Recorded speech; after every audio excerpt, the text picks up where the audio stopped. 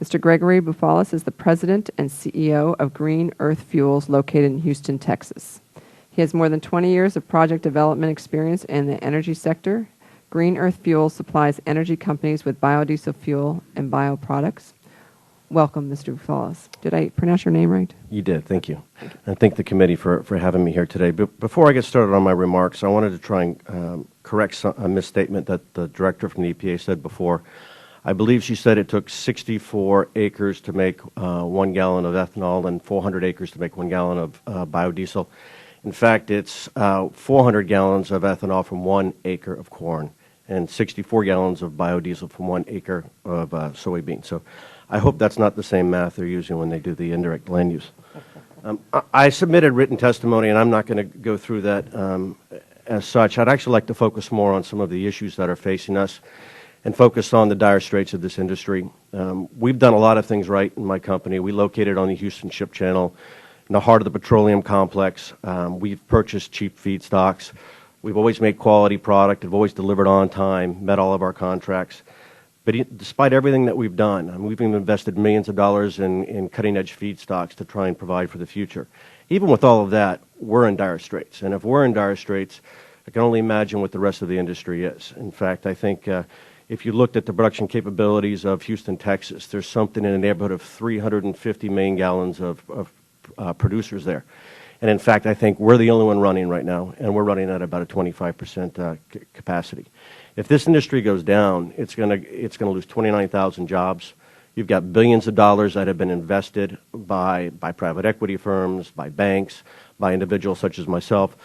That is just going to go away. And when you go to do the second generation, that same money is not going to be there again. It will take years, maybe never, for it to come back. There are really 4 reasons we got in this situation. The first one everybody's been talking about for months is the frozen capital markets. We depend on working capital to survive, bank loans to survive. And of course, as everybody knows, those have pretty much dried up. There really is a lack of market in the United States for biodiesel. Their RFS was put in place or was passed 2 years ago. It's taken the EPA almost 2.5 years now to get its draft rollout. To be quite frank, the major oil companies have told us we're not going to buy until the RFS is out, until the rules are clear, and we know exactly what the game looks like. So we've been forced to sell into overseas markets, predominantly Europe. The Europeans recently came out and put protectionist measures in, so now that market's closed for us. So now you have a U.S. industry with the majors waiting for the RFS, with absolutely no markets for us outside the United States, and we are struggling to make ends meet on a month-to-month basis. Third, the sheer nature of our tax credits year to year, we don't know if they're going to be there next year. The capital markets don't know if they're going to be there next year. Our investors don't know if they're going to be there next year. And most importantly, our customers don't know if we're going to be there next year. Going on a year-to-year basis is just killing us because we are just hoping, like we did last year in October, we get that extension so we can go out and we can contract into the next year. And finally, I think as Mr. Noble has said, the indirect land use is absolutely killing us. If that comes out in the RFS, we will not have U.S. feedstocks. We will not be able to produce biodiesel, and we will certainly be out of business. I'll focus a little bit on the RFS for a second because I mentioned big oil. Big oil is waiting for the rules. And quite honestly, I can understand that. They're not going to go out and buy a bunch of soybean-based biodiesel only to find out in 6 months that gee, that doesn't count. You just bought 100 million gallons and it doesn't count. So they're waiting for the rules. But the problem is if the rules take 6 months to get out, we're going to be well into the 4th quarter.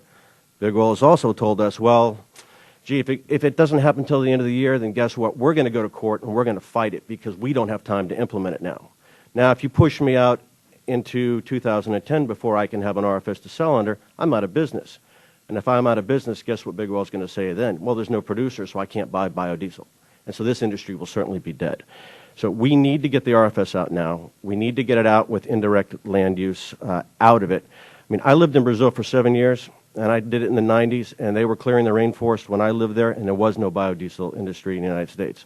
I can remember when Sting was trying to save the rainforest. That was well before we all existed, the folks here at this table. And finally, we need to get a tax credit that is something that we can count on, something that will last for more than 1 year, more than 6 months, something that we know, just like the renewable electric industry got in the most recent stimulus package. We need something that we can count on for the next 5 years. So we can go out and contract long-term, so that we can go out and sell long-term, and so that the major oil companies know that they can count on us and we're going to be there for the future. Thank you.